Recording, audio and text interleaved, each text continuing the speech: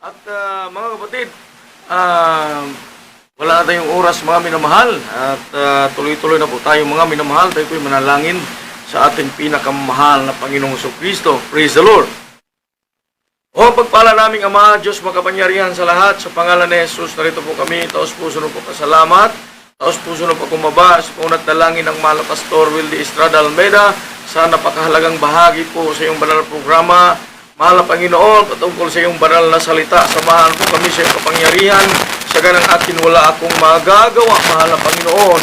Ikaw po magpala o Diyos sa lahat ng mga taga-subaybay, taga-pakinig, lahat ng mga nakaantabay sa pangalan ni Jesus. Sa pangalan ni Jesus, alisin mo lahat po rin ang mga hadlang, mga pagalinlangan, gawa ng kaaway. Cast out in Jesus' name. Amen. Glory to God. Salamat sa mahal na Panginoon.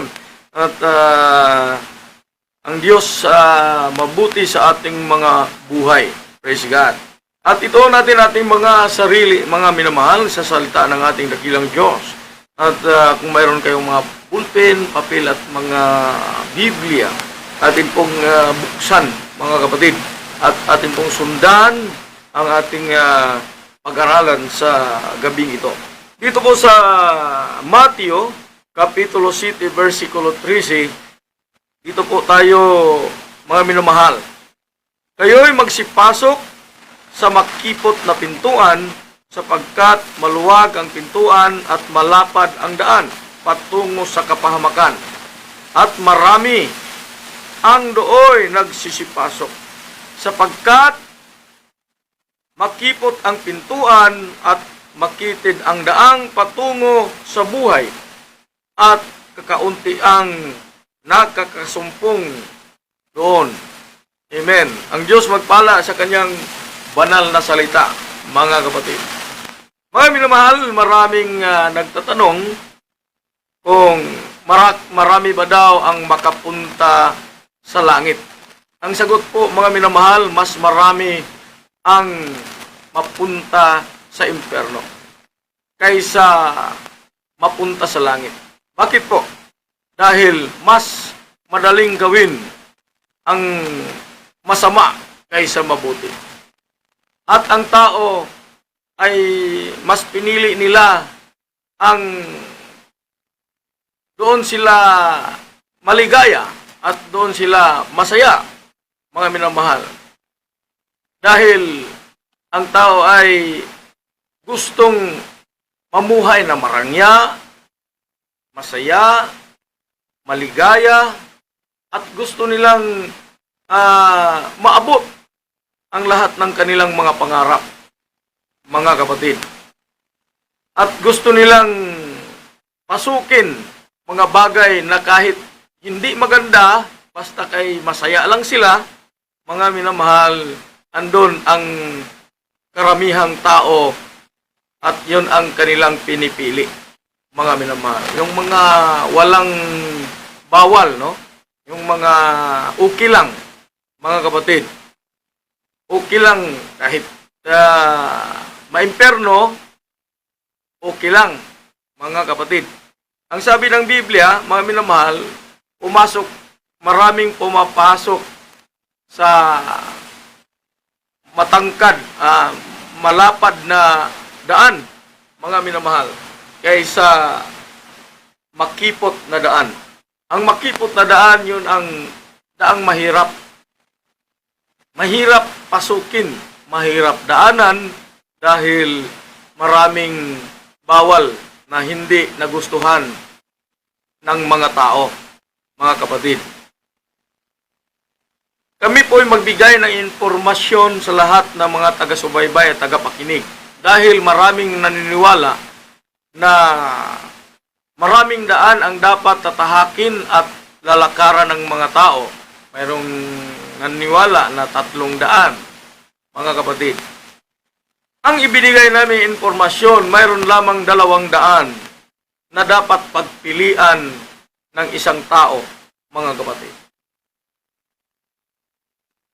Na kung saan ito po ang daan, kung ito ang inyong napipili, ang daang malapad.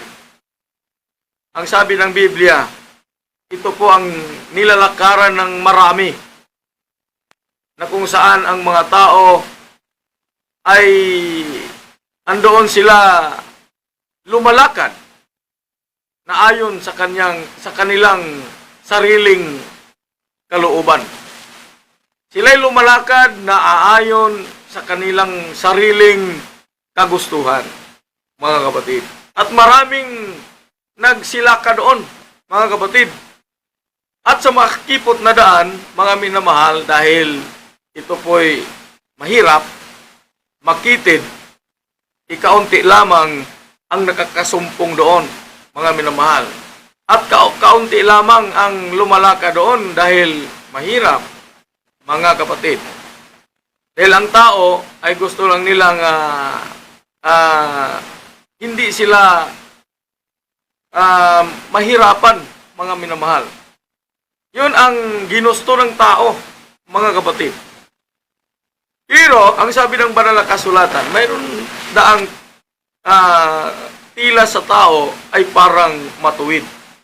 Pero hindi nila alam na ito po ang kahinatnan. Ang dulo nito ay kapahamakan. Ang dulo nito ay kamatayan, mga kapatid. Ang sabi ng banal na kasulatan dito po sa Proverbio, Kapitulo 14, versikulo 12, ito po ang ating mababasa, mga minamahal. May daan na tila matuwid.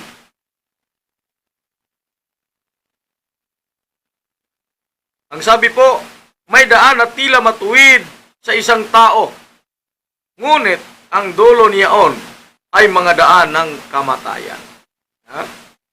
Totoo naman po, mga minamahal. Marong mga inaakala ng tao dahil doon siya masaya. Mga minamahal, inaakala ng tao na ito ang tamang daan at daang matuwid.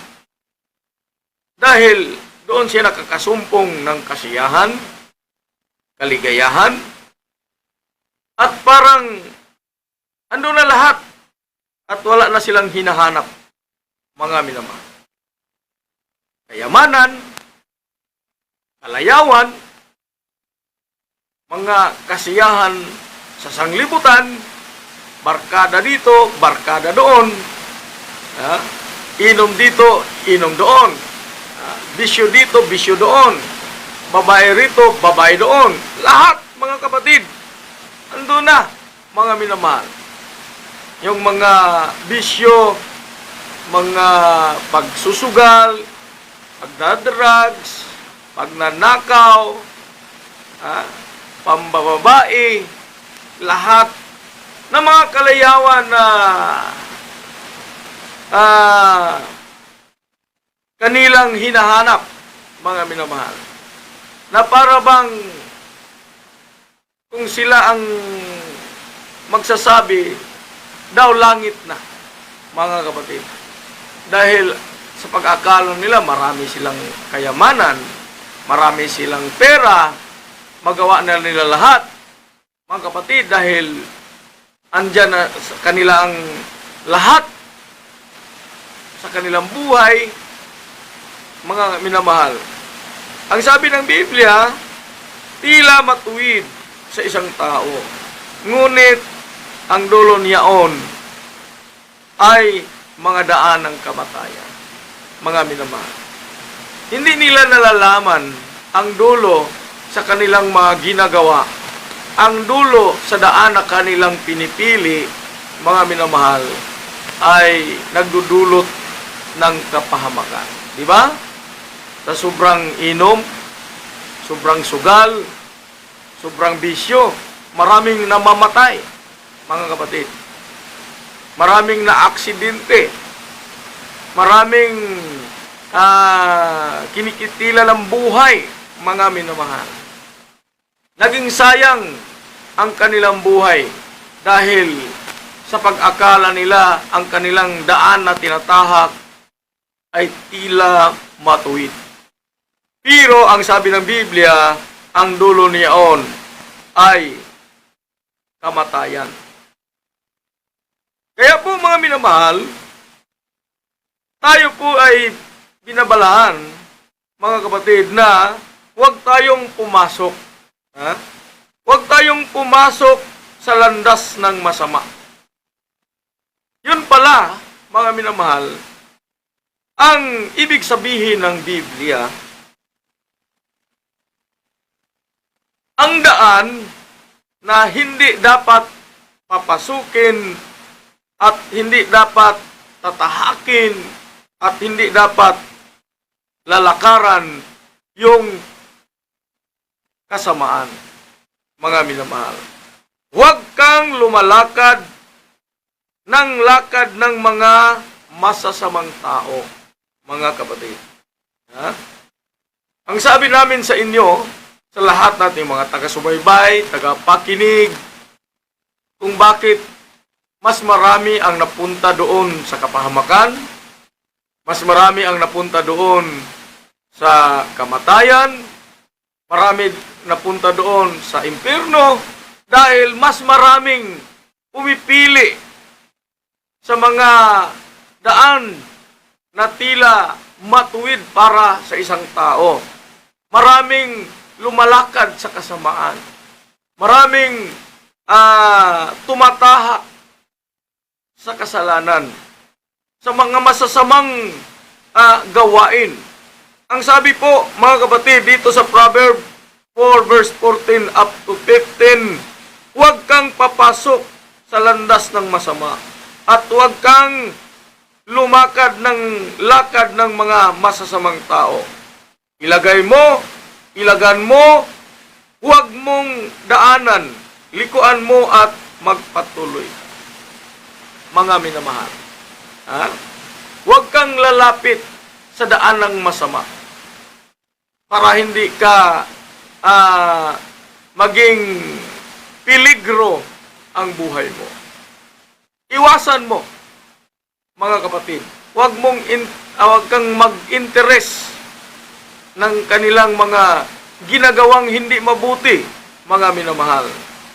Ang sabi po, mga kapatid, kahit sa kanilang mga ginagawang hindi maganda, mga masamang gawain, mga minamahal, huwag mong gawin. Ang sabi po ng Biblia, ilagan mo, huwag mong daanan. Ibig sabihin, mga kapatid, lumayo ka. Layuan mo ang mga landas, daan ng mga masasamang tao. Mga minamahal, huwag kang sumali sa kanilang mga masasamang gawain, mga kapatid. Likuan mo at magpatuloy ka, lumalakad sa naaayon sa kalooban ng Diyos. Kahit nag-isa lang kayo, kahit nag-isa lang tayo, mga minamahal. Nung una, sa hindi pa tayo nakasumpong sa totoong paglilingkod, sa pag-akala natin na wala na tayong kaligayahan, wala na tayong kasiyahan, dahil inaakala natin ang kasiyahan natin nasa sanglibutan, sa barkada, sa inuman, sa kalayawan. Mga minamahal, yun ang ating dinadarama noong unang panahon, mga kapatid. Kaya po, matagal tayong sumunod at sumasampalataya at naglingkod sa mahal na Panginoon. Dahil iniisip natin na kung tayo maglilingkod, kung tayo'y sumunod sa kalooban ng Diyos, mga minamahal, hindi na tayo masaya, mga minamahal. Pero, isang malaking kabaligtaran, mga minamahal. Ang pinaka-masayang buhay ng tao ang maglingkod sa ating mahal na Panginoon. Dahil ang kalayawan, ang kasiyahan sa sanglibutan, mga minamahal, ito po'y lumilipas, kukupas. Pero, ang paglilingkod sa mahal na Panginoon, lalo na pag madama mo ang presensya ng Diyos, dito ka pa lang sa lupa, ay parang langit na sa iyong pakiramdam. napakasaya, napakaligaya, mga minamahal, na parang hindi mo nararamdaman ang problema. Hindi mo nararamdaman ang kabigatan sa buhay dahil sa mga pagsubok, pag madama mo ang presensya ng Diyos, yan ang nagkukumport sa atin, mga kapatid. Isang kabaligtaran ang ating iniisip noong unang panahon, mga minamahal. Kaya po kami po ay nag-i-encourage sa lahat nating mga listeners, mga minamahal, na ang paglilingkod sa Diyos, mga kapatid, mas higit pa kay sa kaligayahan, kasiyahan sa sanglibutan. Ang sabi po, likuan mo ang masamang gawain. Likuan mo ang mga masasamang daan. At huwag kang lalapit doon. Ang sabi ng Biblia, at magpatuloy ka na sumusunod at magbigay lugod sa ating mahal na Panginoon. Sino nga ba ang daan, mga kapatid? Ang sabi po ng banal na kasulatan, dito po sa Juan Kapitulo 14, versikulo 6, sinabi sa kanila ni Jesus, ako ang daan at ang katotohanan at ang buhay. Sino man ay di makaparoon sa Ama, kundi sa pamamagitan ko. Mga minamahal, kaya pala, mga kapatid, na kailangan nating maghirap, sumunod at lumakad sa makipot at makitid na daan. Dahil ang daan na sinasabi ng Biblia ay ang ating pinakamamahal na Panginoong Jesucristo, na siyang nagpagtuturo sa atin sa pamuhay na matuwid sa harap ng ating dakilang Diyos, mga minamahal. Ang Diyos, si Kristo ang daan at ang katotohanan. Siya ang buhay. Kung siyang pipiliin natin, mga minamahal, talagang kailangan nating sumasailalim ng paglilitis at paghihirap sa buhay natin dahil hindi tayo matawag na isang mananampalataya at totoong Kristiyano kung hindi tayo dumadaan sa paghihirap dahil ang daan ni Kristo, mga kapatid, ay hindi basta-bastang tatahakin, mga minamahal. Hindi basta-bastang lalakaran. Ang sabi po ng Biblia, siyang daan at siyang buhay at siyang katotohanan, mga kapatid. Maraming pag-uusig, maraming mga trials dumating sa buhay natin. Ang sabi po ng banal na kasulatan dito po sa Lucas Kapitulo 9, versikulo 23, at sinabi niya sa lahat, kung sino mang tao ay ibig sumunod sa akin, ay tumanggi sa kanyang sarili at pasanin sa araw-araw ang kanyang krus at sumunod sa akin, mga minamahal. Kung tayo'y lumalakad ayon sa kalooban ng Diyos, kung tayo'y lumalakad sa daang makitid at makipot, ang sabi ng Biblia, susundin natin ang kalooban ng Diyos. Susundin natin ang kalooban ng mahal na Panginoon. Kalimutan natin kung sino tayo. Ibig sabihin, kailangan nating magpakumbaba sa ating mga sarili. Hindi na natin ang ating sarili ang ating itataas. Hindi natin ang ating sarili ang ating ipakilala. Kundi, ang ating itinataas, ang ating ipinakilala sa buong mundo, mga kapatid, walang iba ang ating pinakamamahal na Panginoong Jesucristo. So, kailangan nating magpakumbaba sa harap ng Diyos. Aminin natin na tayo po'y makasalanan at sikapin nating sundin ang kalooban ng Diyos. At hindi lang yan, mga minamahal, kailangan nating magtiis. Ang sabi ng Biblia, pasanin natin ang ating sariling krus at tayo susunod sa Kanya araw-araw, mga minamahal. Ibig sabihin, mga minamahal, yung mga bagay na ikalulugod ng ating mahal na Panginoon, yun na ang naging buhay natin, mga kapatid. Yung mga bagay na ikasaya at ikaligaya ng ating Diyos, yun na ang buhay ng isang mananampalataya, mga minamahal. Hindi natin bigyang puwang ang kaaway na makapasok kahit sa ating mga pag-iisip, mga kapatid. Ang sabi po ng banal na kasulatan, mapalad ang tao na hindi lumalakad sa payo ng masama. Mabasa natin sa Salmo 1, versikulo 1 hanggang 2, mga minamahal. Hindi tayo lumalakad sa mga payo ng masama. So, ibig sabihin, ang pakinggan natin palagi yung payo na mabuti. Yung mga pagpaalala sa atin, yung mga nag-guide sa atin, mga kapatid, para tayo ay lumalakad ayon sa kalooban ng ating mahal na Panginoon. Huwag nating pakinggan yung mga payo sa mga tao, lalo na sa mga sanglibutang mga payo, mga minamahal. Pag mayroon tayong problema, pumunta tayo sa barkada. Ang payo ng barkada natin, uminom tayo ng alak, magbibisyo para makalimutan natin problema natin.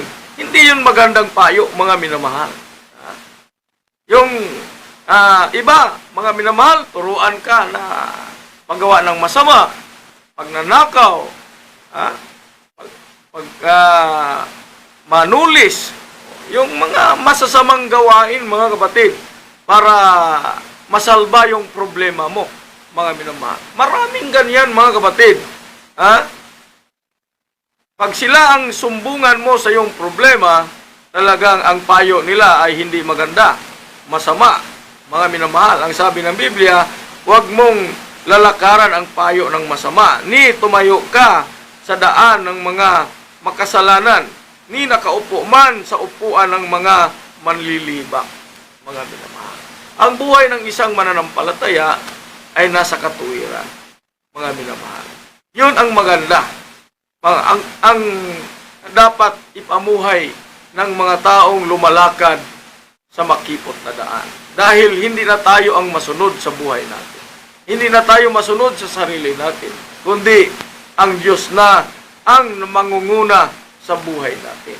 Ang sabi po, kundi ang kanyang kasiyahan ay nasa kautusan ng Panginoon, at sa kautusan niya, magbubulay-bulay siya araw at gabi.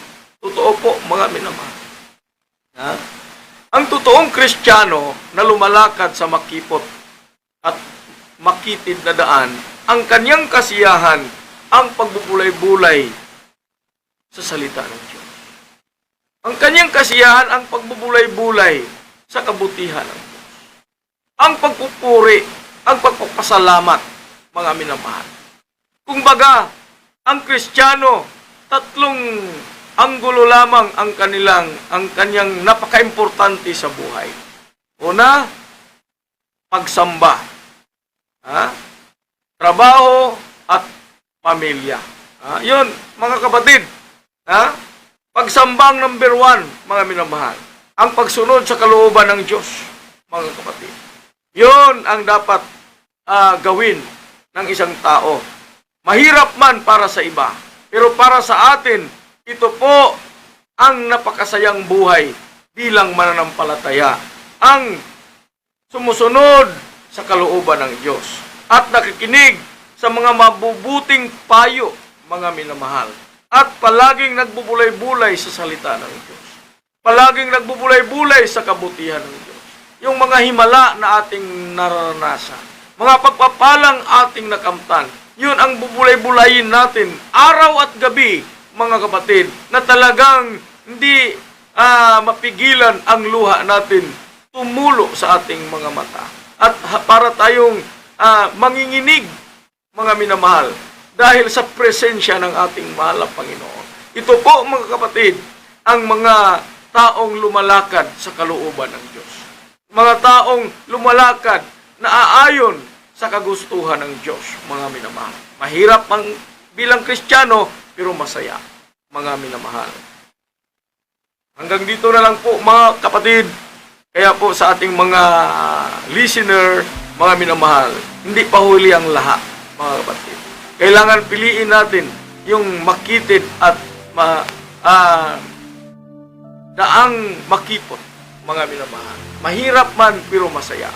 ang paglilingkod sa ating mahal na Panginoon, kailangan nating dumanas ng pag-uusig, dumanas ng kahirapan. Pero sa kabila ng lahat, mayroong buhay na walang hanggan na ipinangako ng ating mahal na Panginoon. Nalangin po natin tayo mga kapatid at tanggapin natin si Kristo bilang sariling tagapagligtas. Diyos ang hari ng iyong buhay. Praise the Lord. Kung pagpala naming Ama, Diyos makapangyarihan. Sa pangalan ni Jesus, tinatanggap kita ating sariling tagapagligtas. Patawarin mo po ako. Mahal na Panginoon, bigyan mo akong pagkakataon na ako po'y lumalakad sa makipot at makitid na daan na aayon sa iyong kalooban. Sa ngalan ni Jesus,